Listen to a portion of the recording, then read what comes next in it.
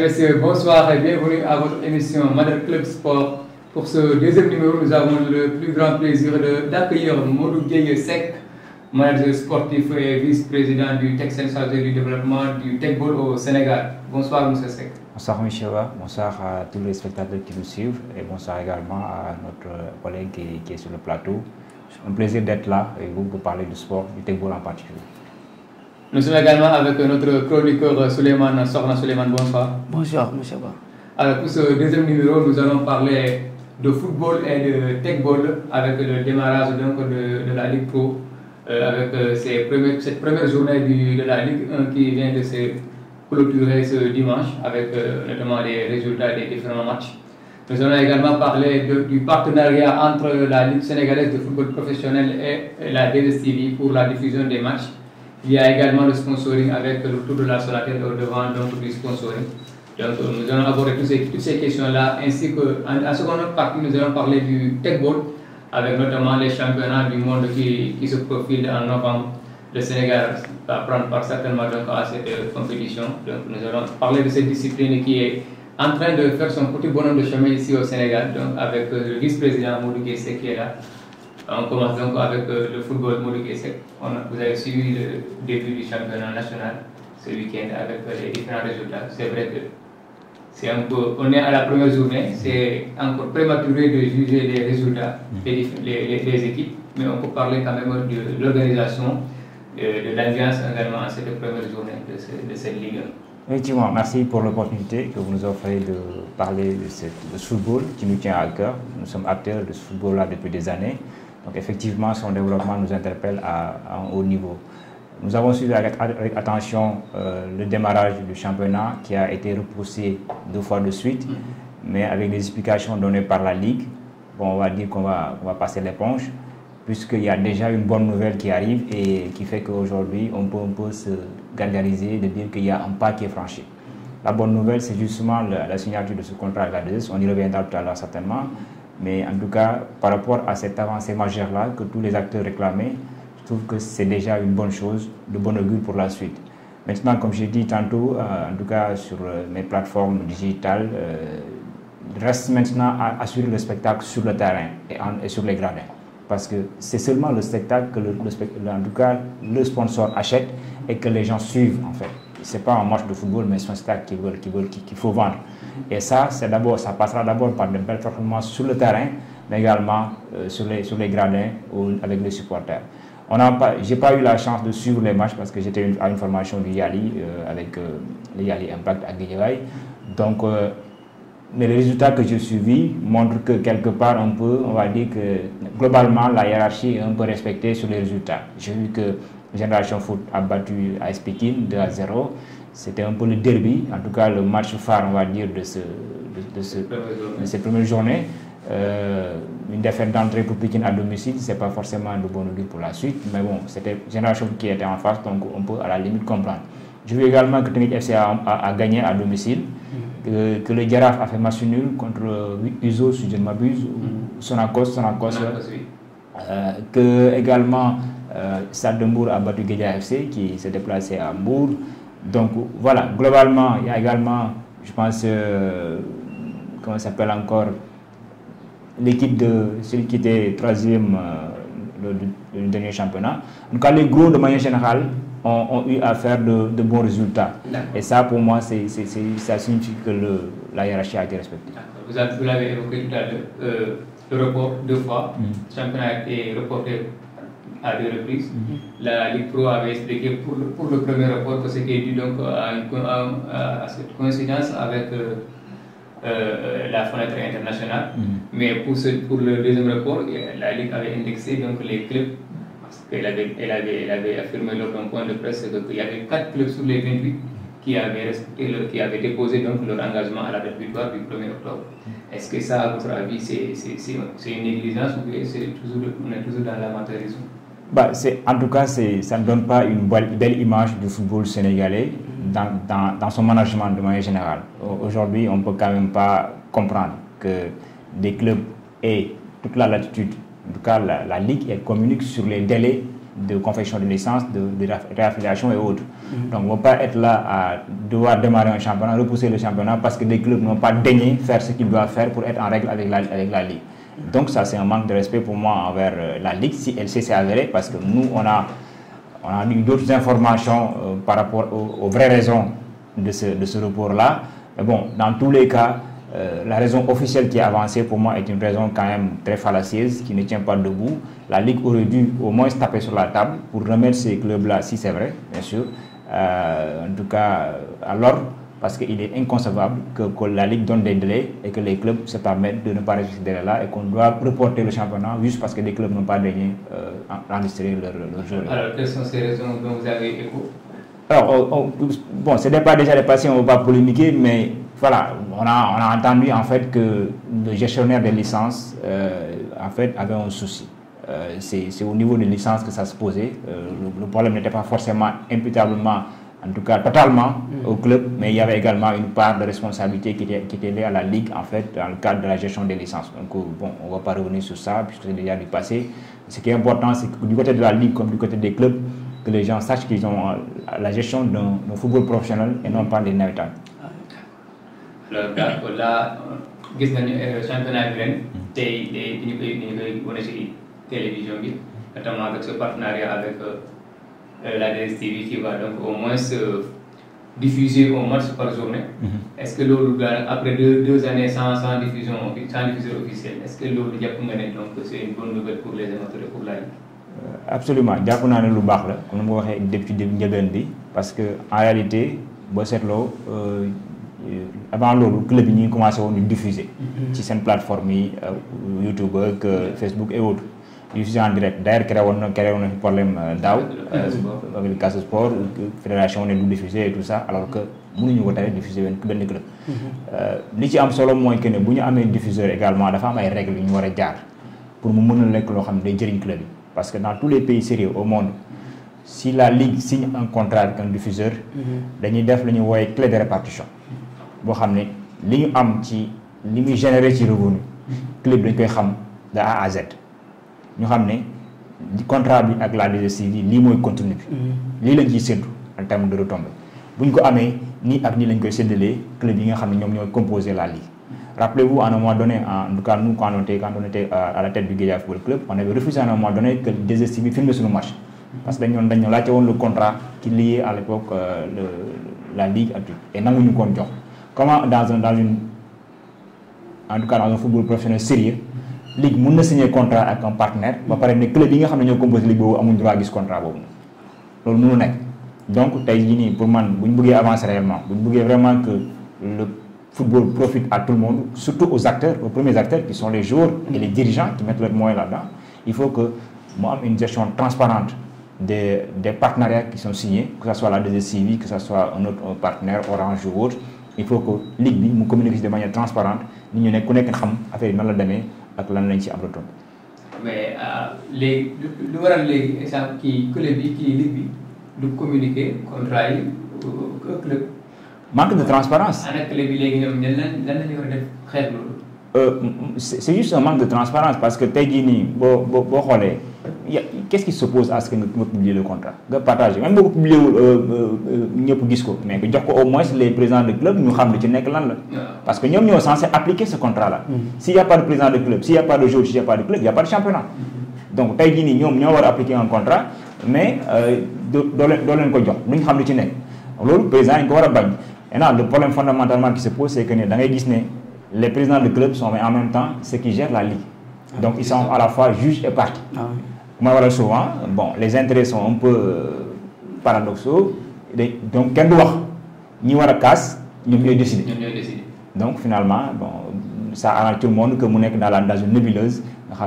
Voilà, quand nous savons réellement ce qui se passe là-dedans. Il y a aussi, à part ce partenariat avec la DSTV, il y a aussi le retour de la Sonatel au devant du sponsoring. D'après les échos, donc, avec ce contrat-là, la Sonatel interdit donc à la Ligue Pro de faire signer au club d'autres partenaires. Est-ce que ça aussi, à votre avis, ça ne peut pas tuer le football local en quelque sorte? Je ne suis pas en adepte de l'exclusivité. Moi, je ne suis pas pour ça. surtout dans le domaine du sport, le football en particulier, qui est une discipline quand même qui génère des passions, qui génère en tout cas beaucoup d'intérêt, juste de l'intérêt. Nous me comprendre que nous avons beaucoup de partenaires qui ont été accaparés pour pour moi, ce n'est pas une bonne chose. D'autant plus que quand même, on peut prendre le football, c'est pas connu, mais le football c'est facile à vendre. Donc aujourd'hui, que ce soit Orange, DStv ou quelqu'un d'autre, pour moi la Ligue, la fédération doit s'ouvrir à tous les partenaires qui sont intéressés.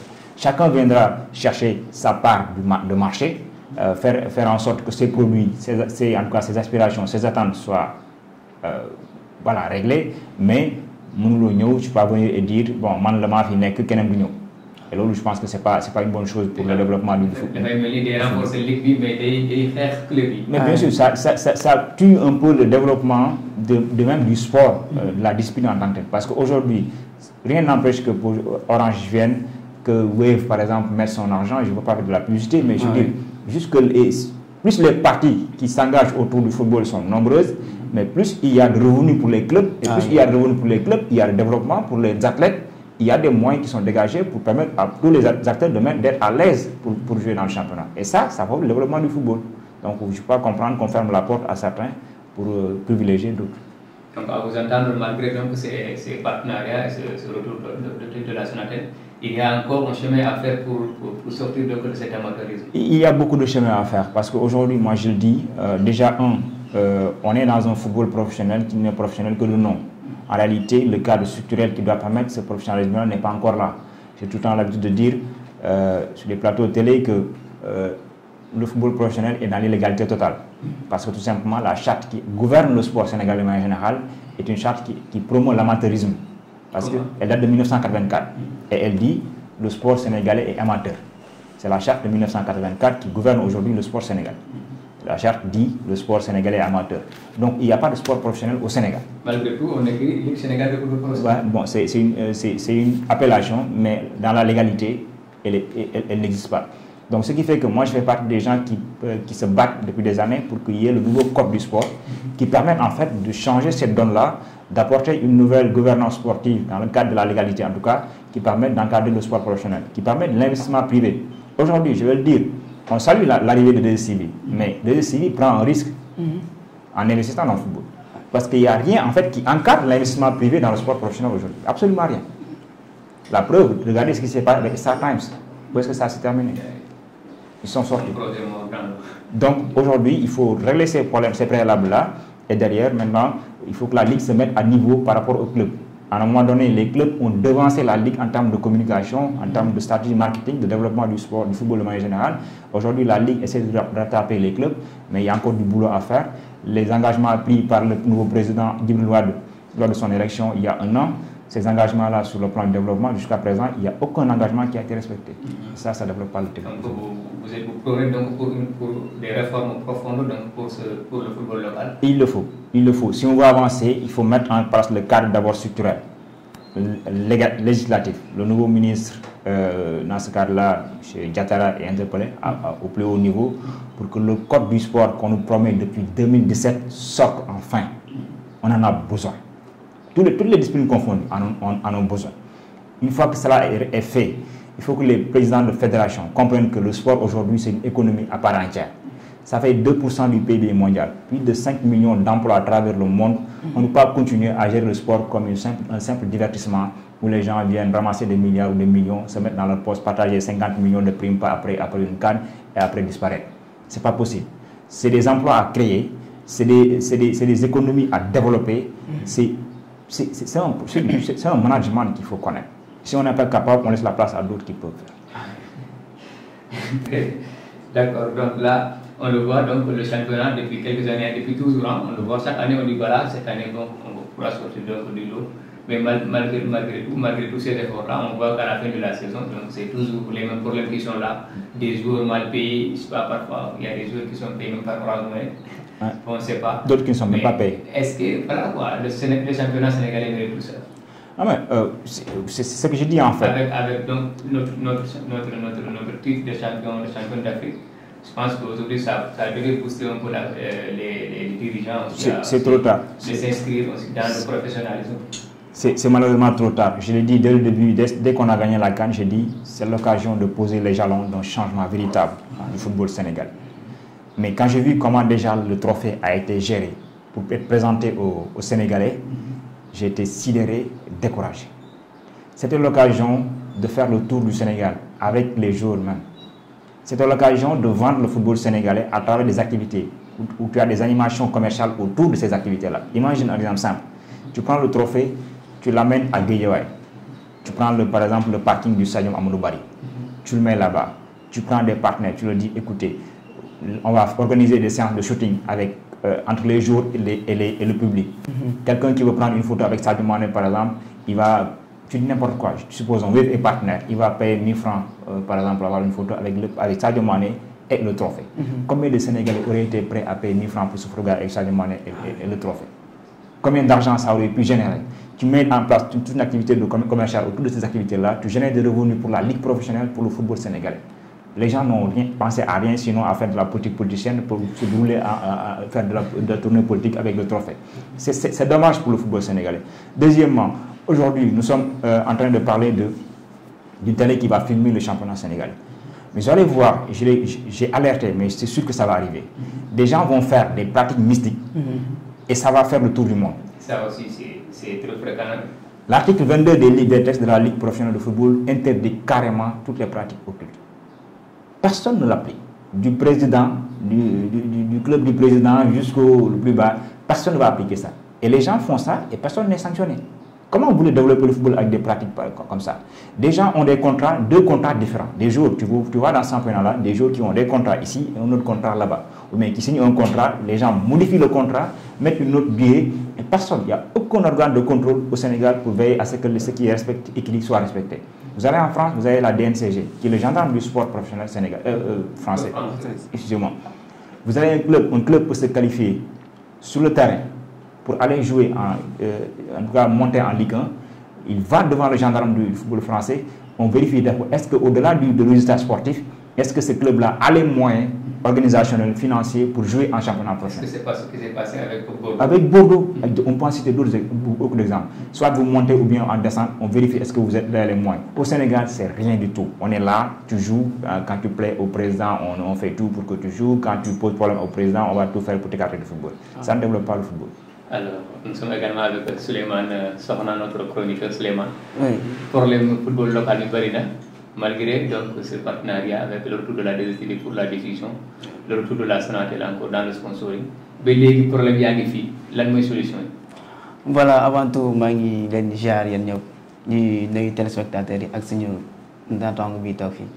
Voilà, comme ni ngeen ko waxee rek football local bi comme ni ko sama waay waxee rek parce que suñ constaté que Sénégal ba mu gagné Coupe d'Afrique des Nations dem na Coupe du Monde bu passé dafa exploit indi nañ fa xaalis bu bëri si Sénégal gagné Coupe d'Afrique aussi. Je pense que tamit loolu yëpp bu ñu ko jëlee ak fond boobu noonu mën nañ gën a développer un peu football local bi mais tey tamit boo xoolee football bi day gën di arrière d'une part parce que je peux pas concevoir Sénégal nekk meilleure équipe en Afrique ah bokk parmi les 20 meilleures équipes dans le monde donc tey ñu ne yow sa football local bi c'est pas reconnu loolu tamit déjà benn faay la. mais ci amateurisme ba léegi. ci amateurisme ba léegi équipe nationale bi bu mu am ak exploit yu. exploit bu ñu am au niveau mondial. au niveau mondial. boo xoolee suñu football local bi ba léegi da ngay gën daal vraiment. ba léegi mënul bouger benn pas. daanaka loolu tamit c'est pas l'appel ñun ñoo war a taxaw poser la question. parce que bon on peut dire que la faute parce que tey faute bi mën nañu wax ne benn part parce que kii bi la. fédération ligue pro bi am na si part fédération football Sénégal am na si part tamit aussi état bi la am miniature parce que je peux pas concevoir bañ gagné coupe bi ñoom ñoo jël coupe bi di def tour du Sénégal. Sénégal yëpp voilà ñëpp ñu ngi doon jubilé parce que tey gagné nañ coupe bi football Sénégal bi au moins dina am part boo xam ne dina développé un peu mais chaque année da ngay gis affaire bi di gën a arrêté di problème yi di gën a bari loolu yëpp tey bu ñu jëloon fonds boobu ñu gagné woon jël investir dans les autres clubs yi nga xam ne nekk nañ ci Sénégal. di investir encore si stade yi boo xoolee Sénégal si stade yi ñuy football daanaka si bëri baaxul benn stade baax presque lañ fi am mooy stade kii nii bu bees bi bu stade Abdoulaye Wade bu Abdoulaye Wade moo fi baax football local bi bu ñuy football yi ñuy comme navétane lay ressembler un peu tey loolu yi je pense que tey loolu yëpp waroon nañu mën a jéem a seet après fond bu ñu gagné Coupe d'Afrique bi non bu ñu am dans le monde Sénégal seen joueurs yi sont reconnus partout dans le monde xam te yow xam nga am nga loolu am nga sens boobu tey am nga reconnaissance boobu tey pourquoi pas tey ñun suñu football local ba tey mënu bouger benn pas loolu war na question boobu war na toog si table ñëpp waxtaanee ko aussi beneen question bi nga wax si partenariat entre 2STV ak Sonatel d'une part am na benn sens la Ligue sénégalaise. la Ligue sénégalaise si 2STV benn part xaw na am important ba parce que am na ñoo xamante ni duñu naan seetaan football local am na ñoo xam ne tey souvent da ngay dem si yenn kër sax Sénégal yi ñu si bëri surtout la jeunesse week-end bi championnat yi dañuy seetaan yi championnat Europe France Angleterre tey bu ñu demee ba am nañ benn occasion benn chance boo xam ne am nañ benn télé boo xam ne fii la dëkk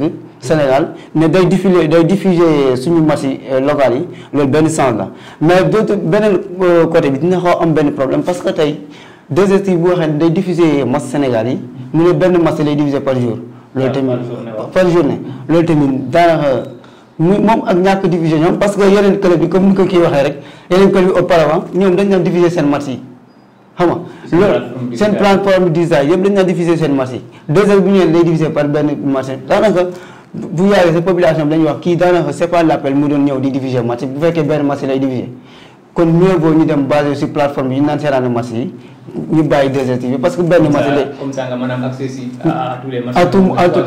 waaw di nga am accessibilité si match yi yëpp parce que jour match championnat boo amee match yi fay daw ndoor am na ñuy daw Dakar am na ñuy daw Mbour am na ñuy daw.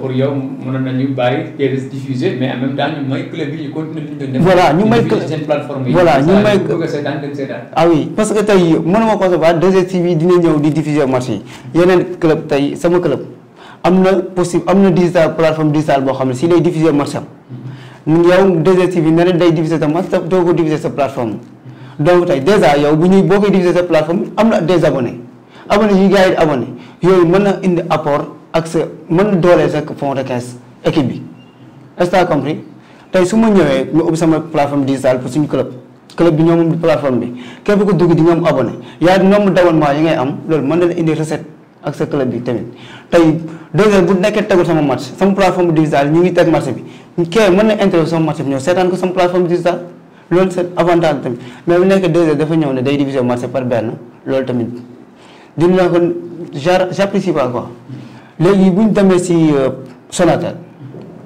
Sonatel tey bu ñëwee ne day sponsoriser les clubs baare yeneen club yi ne duñu.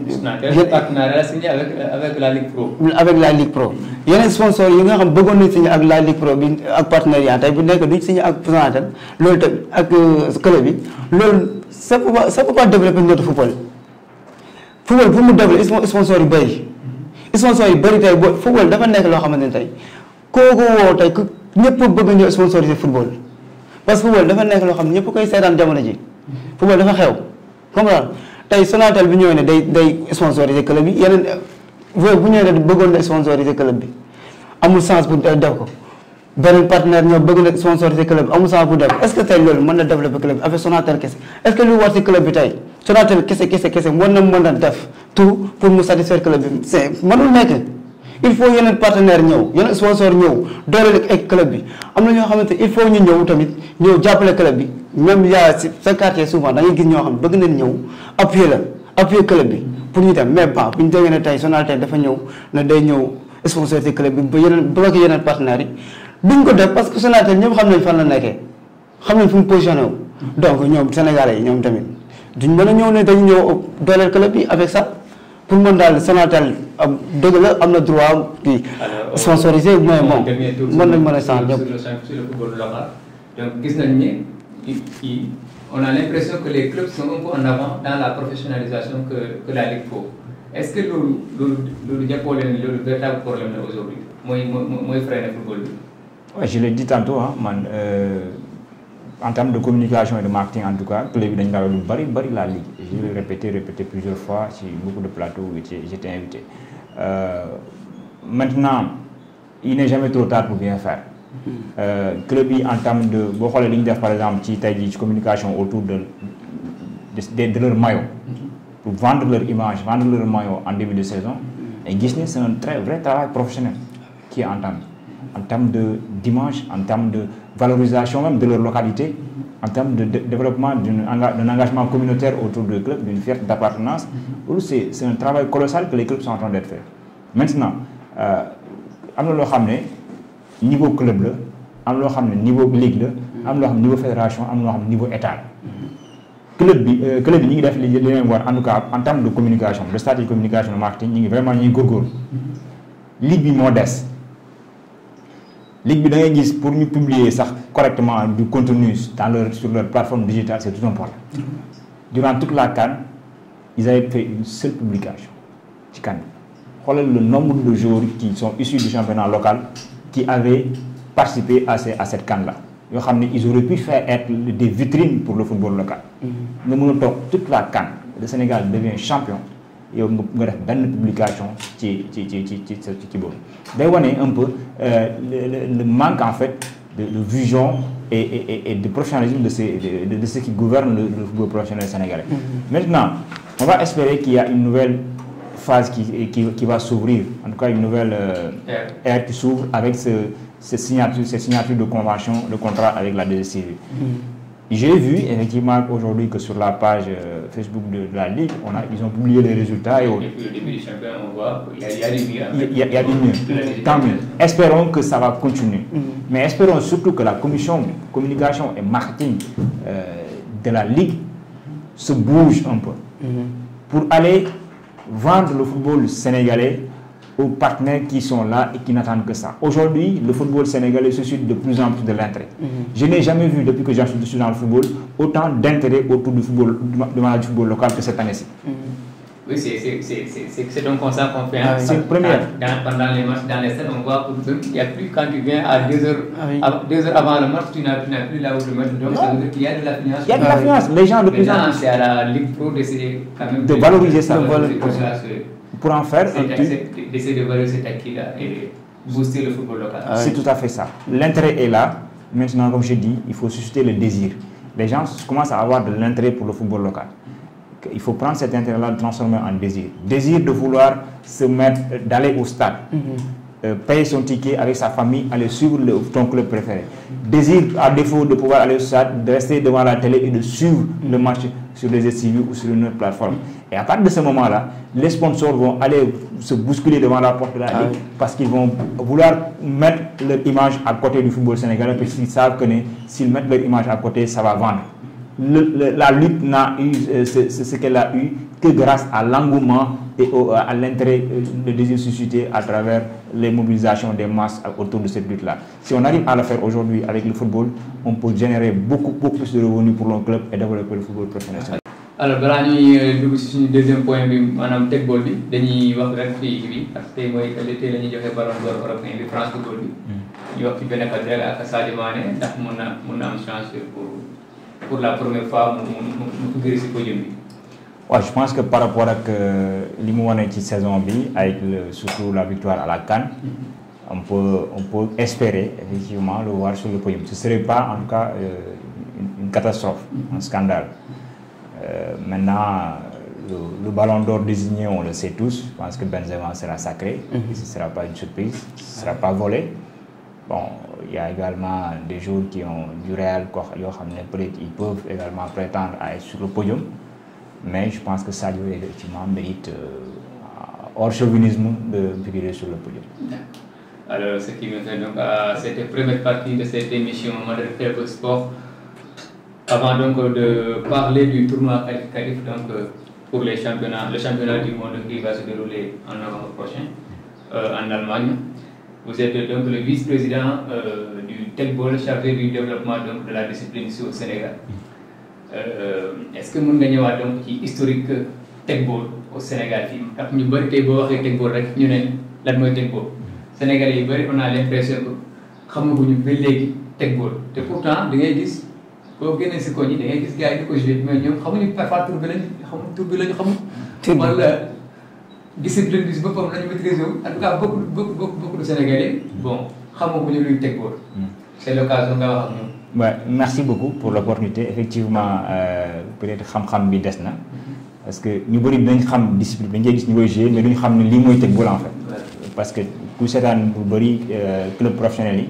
nga gis des fois nga gis ñu nekk autour d'une table di passante bal bi ñoom Neymar ak ñoom Messi ñu bëri grand joueur dans tous les clubs presque aujourd'hui professionnels au monde vous voyez qu'ils ont une table et ils jouent au tegball. Le tegball, pour faire simple, c'est une discipline, c'est un mélange de football et de tennis de table. Je peux dire que c'est un tennis qui se joue autour d'une table, pas avec les mains mais avec les pieds. Donc c'est arrivé au Sénégal depuis 2019. Nous, en tant que, on va dire, association, on avait été sollicité par le président de la Fédération française de tegball, qui est la Fédération internationale Dialon. Je précise que la discipline n'est pas une discipline annexe du football. Ce n'est pas lié au football. C'est une fédération à part. Comme la FIFA est une fédération, il y a une fédération internationale qui s'appelle Fédération internationale de tegball, FITEC, donc qui gère la discipline au niveau international. Donc elle avait contacté la Fédération française de tegball, l'ami Jawad El Hajri, qui nous avait sollicité pour nous dire qu'ils veulent développer la discipline au Sénégal. C'était en 2019, précisément avril 2019. À partir du mois de mai, après discussion, on avait trouvé, en tout cas nous, la discipline assez intéressante et on s'était engagé à en faire la promotion. On avait signé un contrat de 3 mois de tests avec le président GBC et nous avons, durant ces 3 mois-là, fait mieux que eux ce qu'ils pensaient parce que nous avions non seulement créé un engouement autour de la discipline, mais nous avons réussi en fait à amener 2 représentants. À l'époque, c'était Pape Siredia, l'ancien international de football, et un jeune de Guédiawaye, Moussa Diezola, qu'on avait amené au premier championnat d'Afrique de tegball, on va dire, l'African Beach Tegball Cup qui se jouait à Sal, au Cap-Vert. C'est Maman qui avait amené la délégation et on était revenus avec une médaille de bronze à ces Jeux africains-là. C'était une première pour un pays africain qui venait de participer pour une première fois à cette compétition-là. Au bout de 2 semaines d'entraînement, on arrive à faire ce résultat-là. Ça montre un peu la capacité d'adaptation des Sénégalais à cette discipline-là. C'est à partir de ce moment-là que vraiment, on va dire, le développement a commencé. Parce que la FITEC a cru que bon, ces gens-là, ils sont capables de faire ces résultats-là en si peu de temps. Donc normalement, si on leur donne des moyens et le temps, ils peuvent faire plus.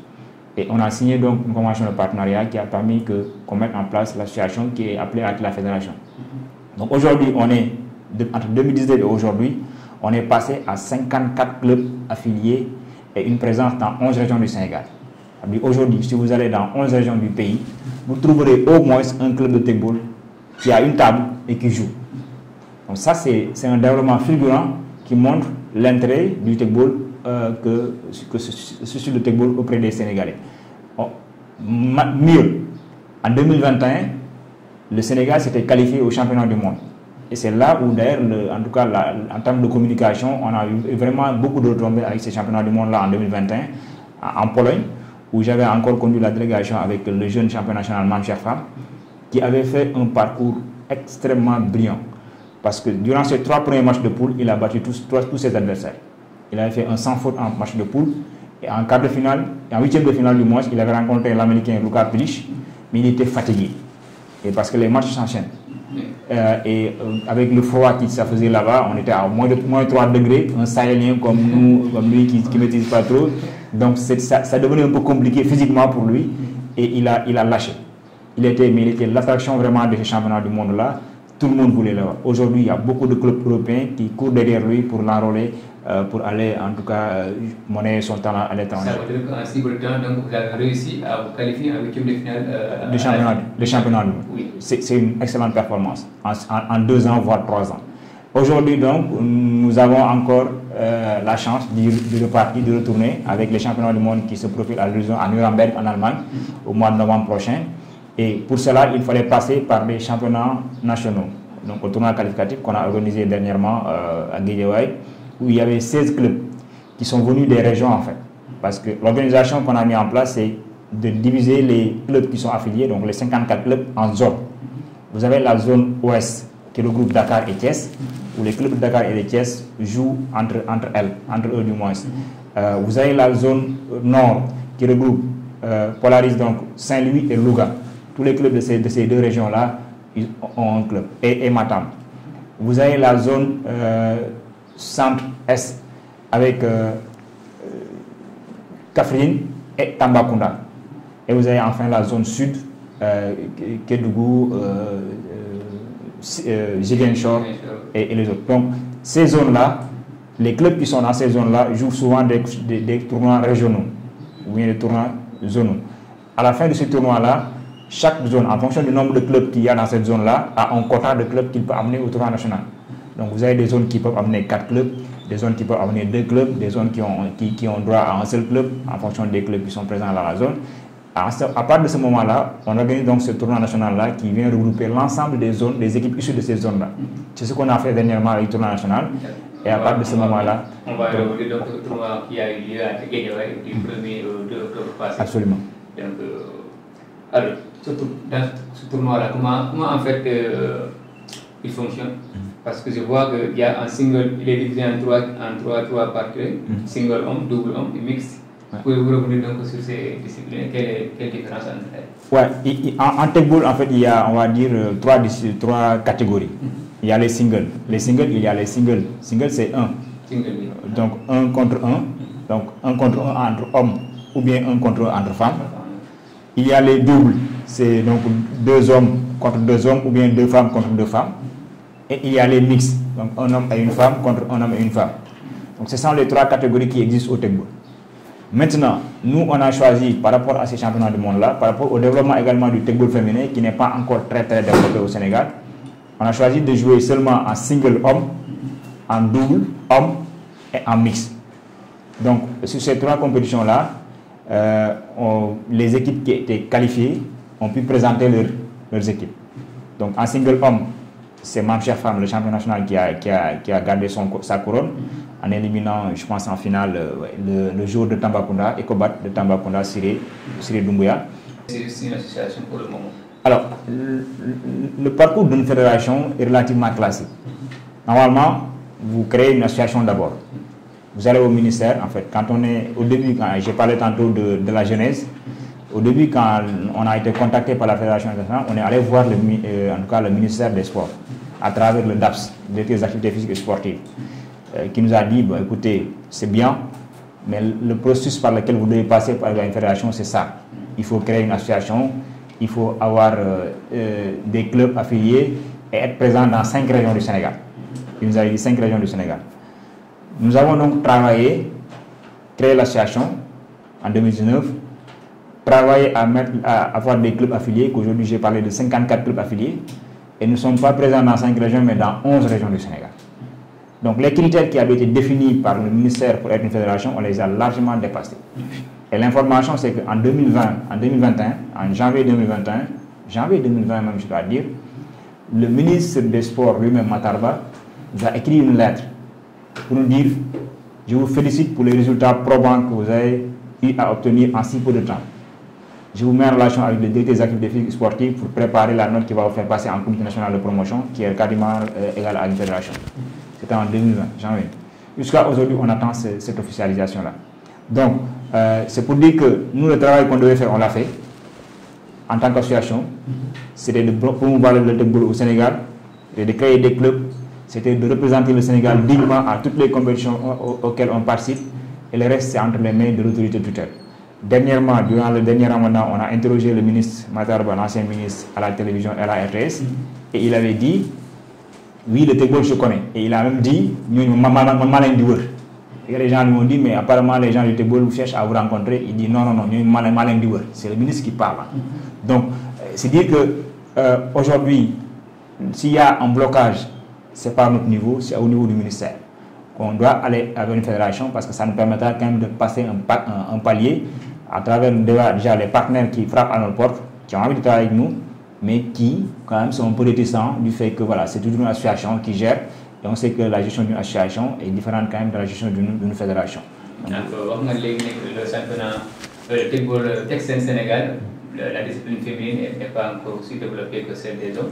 Alors, qu'est-ce que vous êtes en train de faire aujourd'hui pour booster aussi cette discipline au niveau féminin? Excellente question, parce que ce soit le techball féminin comme le paratechball, c'est la discipline qui gère un peu tout ce qui est techball pratiqué par les personnes souffrant d'un handicap.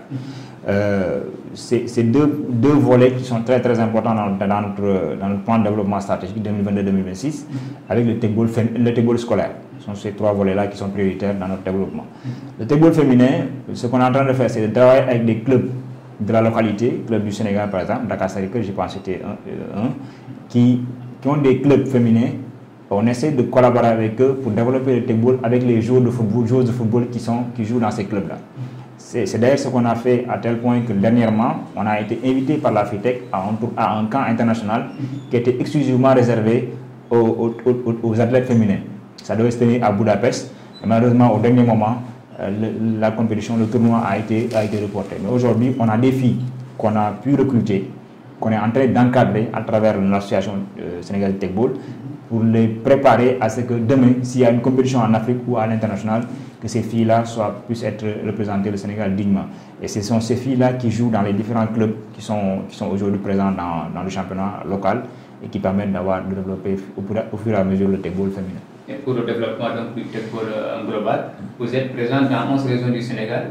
Est-ce que c'est l'objectif ou vous comptez être présent dans toutes les régions ou dans presque tous les départements? Nous sommes des perfectionnistes. Nous ne donnons pas de limite dans le développement du Tekball sénégalais.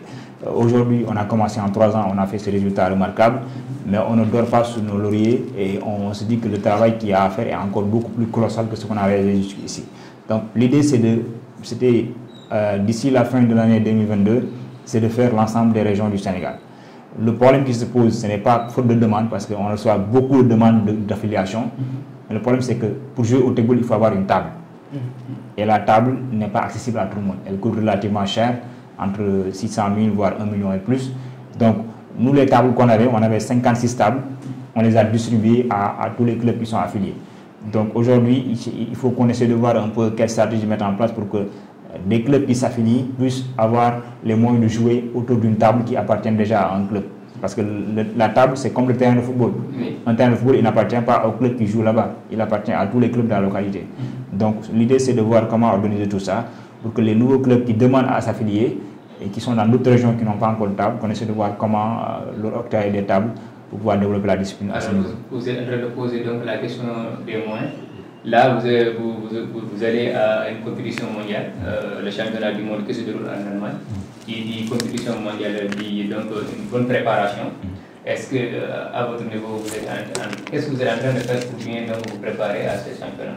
Alors, ce qu'on fait depuis 3 ans maintenant, c'est déjà d'épargner, de prendre de nos moyens, de nos propres moyens pour préparer ce championnat du monde-là, parce qu'on se dit, aujourd'hui, on n'est pas encore officiellement une fédération. Donc on ne peut rien attendre du ministère.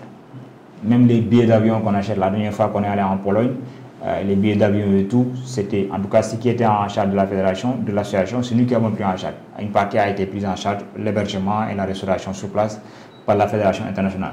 Mais les billets d'avion généralement et tous les frais qui sont liés au déplacement interne et autres, c'est un peu l'association qui prend en charge. Donc on se prépare en conséquence par rapport à ça. On a des cotisations, on va dire, en interne avec les clubs affiliés qui ne sont pas des montants importants mais qui permettent de gérer de petits besoins comme l'assurance et des choses comme ça. Mais globalement, c'est nous, dirigeants, qui mettons la main à la pâte pour pouvoir gérer les billets d'avion et tout ce qui suit par rapport à cette participation-là. On a des partenaires, comme je dis, qui nous accompagnent sur certains volets. On a le partenaire équipementier G-Sport, par exemple, qui accompagne tout ce qui est habillement et autres, d'autres équipements. Bon, je veux citer Decathlon également qui nous accompagne sur certains événements. Il y a d'autres partenaires qui font en notre porte, mais comme j'ai dit, aujourd'hui, avec le fait que la fédération n'est pas encore officiellement en place, ça bloque certaines procédures, donc on espère que ça va se décanter rapidement. Alors, donc le Sénégal ira donc à ce championnat du monde. Ça, on a, côté préparation pour la discipline, en fait, là vous parlez des moyens, mais pour en fait le résultat sportif, comment vous êtes en train de vous préparer? Si on sait que vous avez évoqué donc le froid lors de la précédente édition. Donc est-ce que vous êtes en train de vous préparer donc à tous ces éventuels problèmes, climat, et tout ça, pour faire un très bon résultat d'abord? Ouais, bon, malheureusement pour le froid, on n'a pas trop de solutions. Je ne vois pas trop ce qu'on peut faire. Si ce n'est préparer psychologiquement les jeunes, en tout cas les jeunes qui doivent y aller, parce que là, il faut quand même préciser que les dispatching des qualificatifs, des quotas n'est pas encore officiel au sein de la FITEC. Nous, on a fait notre tournoi national pour désigner ceux qui doivent nous représenter. Maintenant, on attend la validation de la FITEC pour dire, voilà, vous avez telle catégorie sur laquelle vous allez participer. Donc ça, on attend la validation pour savoir qui va partir ou qui ne va pas partir. Donc, après ça, Nous, ce qu'on doit faire, c'est préparer. Donc, on est en train de planifier un camp de stage qui sera réservé aux athlètes qui seront retenus pour jouer ces championnats du monde-là. Ces athlètes-là, durant tout ce stage-là, seront entraînés, entretenus, préparés convenablement pour que le résultat qu'on avait fait à Gliwice, en Pologne en 2021, qu'on puisse faire mieux, c'est-à-dire viser au moins les quarts de finale. Donc ça, c'est un travail qu'il faut faire. On n'attend pas à une semaine, 2 semaines du mondial pour le faire, mais c'est un travail sur lequel nous sommes en train d'œuvrer depuis des semaines, depuis des mois, à travers les entraînements personnalisés pour le jeune championnat national Mame Cheikh Femme qui est, on va dire, notre porte-étendard, mais surtout avec les filles, parce que cette année, on va amener au moins une fille pour compétir en compétition single, fille, ou bien voire mixte. Donc il y a un plan qui a été développé dans ce cadre-là, et dans le cadre de notre plan stratégique de développement, tout ce qui est fait repose sur une vision très claire, avec des objectifs à court, moyen et long terme. Nous sommes en train de dérouler. Reste maintenant à prier que la tutelle accompagne ce mouvement-là pour qu'on puisse avoir les moyens de nos ambitions pour aller plus loin possible. Donc vous avez évoqué donc, le palmarès en single de Mame Cheikh Femme. Est-ce qu'en double, Sénégal également avait un bon palmarès lors du mondial? Alors, malheureusement, pour le double, on devait participer. Parce que Mame Cheikh devait être accompagné par son collègue, son coéquipier, Matar Diaw, qui est actuellement au Qatar. Malheureusement, il n'a pas eu de visa. Ça aussi, c'est un des problèmes auxquels nous sommes confrontés. Parce qu'en 2021, par exemple, nous avons raté 2 compétitions, une à Paris et une autre en Roumanie, faute de visa. C'est des choses souvent que tu ne comprends pas. Parce qu'en décembre 2021, on était dans l'espace Schengen, en Pologne. 3 mois après, tu vas aller à Paris, on te dit non, on n'est pas sûr que tu vas revenir. C'est des conneries. Donc aujourd'hui, les gens, quand je vois les gens qui se battent contre en tout cas ces comportements de l'ambassade de France, je les comprends parce que des fois, ils prennent des décisions, tu te dis, mais sur la base de quoi ils prennent ces décisions-là. Donc le problème de visa nous avait handicapé en 2021 avec ce refus de visa pour le coéquipier de Mame Cheikh, ce qui fait qu'on n'a pas pu jouer en double. Donc on a joué qu'en single et malheureusement le double, pour l'instant on n'est que présent sur les compétitions africaines et là où je pense qu'on est 5e sur le plan africain. Malheureusement il y a les équipes africaines dont les joueurs sont basés en Europe, surtout la Tunisie et le Cameroun, qui jouent des compétitions en Europe et qui nous devancent un peu parce qu'ils arrivent à jouer et nous, avec les blocages qu'on a sur les problèmes de visa, on n'arrive pas à développer notre ranking au niveau international. Alors, je disais, qu'est-ce que vous êtes en train de faire donc, pour éviter ce problème de reproduise lors de ce championnat? Alors, ce qu'on est en train de faire, c'est déjà d'écrire au ministre de tutelle, M. Yankhoba Diattara, à qui on a adressé une lettre, pour déjà lui faire le point sur le développement du football sénégalais, sur la situation avec son prédécesseur, sur les démarches et tout ce qu'on a fait, mais également l'informer de ces championnats du monde-là qui arrivent. L'idée, c'est d'avoir, en 2021, par contre, il faut saluer le geste de Matarba qui avait fait une lettre à l'ambassade de Pologne pour nous demander de nous faciliter le visa. Et je pense que ça avait joué un peu sur le dossier. Donc, on espère que le ministre fera la même chose, le nouveau ministre fera la même chose pour nous permettre également de pouvoir, en tout cas, de faciliter le visa au niveau de l'ambassade. On a également sollicité l'AFITEC pour lui demander de mettre en place un système à défaut de visa olympique, ce qui est fait pour les fédérations, sur le visa de 4 ans, qu'on ait des visas sur 1 an, renouvelables en fonction des performances des fédérations africaines. Donc ça, je pense que la fédération internationale va y travailler. On espère qu'à partir de ce moment-là, les fédérations africaines de manière générale n'auront plus de problème de visa pour compétir en Europe ou aux États-Unis ou ailleurs, parce que voilà, ça plombe un peu le développement de nos disciplines. Et tous les efforts que tu fais, à la limite, ça s'anéantit parce que tout simplement, derrière, quelqu'un a refusé de donner le visa à un jeune athlète qui mérite de participer à une compétition régionale. Alors, nous sommes déjà à l'émission. Donc, bon appel ngay lancé aujourd'hui à la tutelle pour que aujourd'hui ñu mën a assister Tekball bi ndax ñu mën a gën a développer discipline bi. Gis nañu il y a beaucoup de Sénégalais qui s'intéressent comme ni nga ko waxee mais jusqu'à présent bon pour des problèmes de moyens ou administratifs donc vous n'arrivez pas donc à aller au bout donc de vos ambitions. Bon message ngay lancé donc à cette tutelle. C'est déjà un message de remerciement parce que quoi qu'on dise quand même, les études nous ont permis entre 2019 et aujourd'hui de pouvoir travailler à développer ces disciplines-là au Sénégal. Elles nous ont accompagnés, que ce soit à Salle en 2019, que ce soit en 2021 avec les championnats du monde. Comme j'ai dit, le ministre Matarba avait lui-même écrit une lettre J'avais été reçu à l'époque par le directeur de la compétition, Michel Senghor, Léopold Germain Senghor, qui m'avait reçu pour nous encourager et pour nous accompagner dans ce truc-là. Malgré qu'officiellement, il n'avait pas mis des moyens à notre disposition. Mais c'est de ça déjà, c'est une chose que nous saluons. Maintenant, aujourd'hui, il s'agit pour nous, à la ligne, pas de demander des moyens, parce que nous pensons que nous avons les moyens d'aller chercher les moyens de développer la discipline. Mais nous avons besoin de cette reconnaissance officielle-là qui permet aux partenaires d'être à l'aise quand ils veulent travailler avec nous. Donc, nous ne demandons qu'une seule chose, que l'arrêté qui est sur la table de la ministre depuis presque depuis 2 ans, que cet arrêté-là soit signé. C'est ça qui nous permettra de passer à un cap et de pouvoir aller sereinement sur le plan de développement 2022-2026 qui permettra le développement du tech-ball féminin, du tech-ball scolaire, mais également une participation efficace aux compétitions africaines, voire au niveau européen, en tout cas au niveau international. Ça, c'est un appel que nous lançons aux autorités sur le plan administratif. Maintenant, sur le plan du développement, nous pensons que le tech-ball est en train de faire des pas de géant au Sénégal. Le terrain de football du tech-ball, c'est la table. La FITEC, à un moment donné, avait interdit la reproduction des tables. Et aujourd'hui, avec la volonté de devenir une discipline olympique, le CIO a demandé à la FITEC de s'asseoir à cette interdiction-là. Donc nous avons la possibilité à la limite de travailler à avoir des tables pour être fabriquées au niveau local. Après que ça aussi, il y aura besoin à un moment donné que l'accompagnement de l'autorité de tutelle pour pouvoir voir comment on peut reproduire des tables au niveau du Sénégal et mettre ça à disposition des clubs, de nombreux clubs qui veulent rejoindre l'aventure, mais qui sans table ne pourront pas pratiquer. Donc le gros du travail nous incombe à nous en tant que dirigeants, mais tout ce qu'on demande à la tutelle, c'est le volet administratif qu'il fasse ça le plus rapidement possible pour permettre de travailler sereinement. Ok, merci monsieur Gueye d'être venu.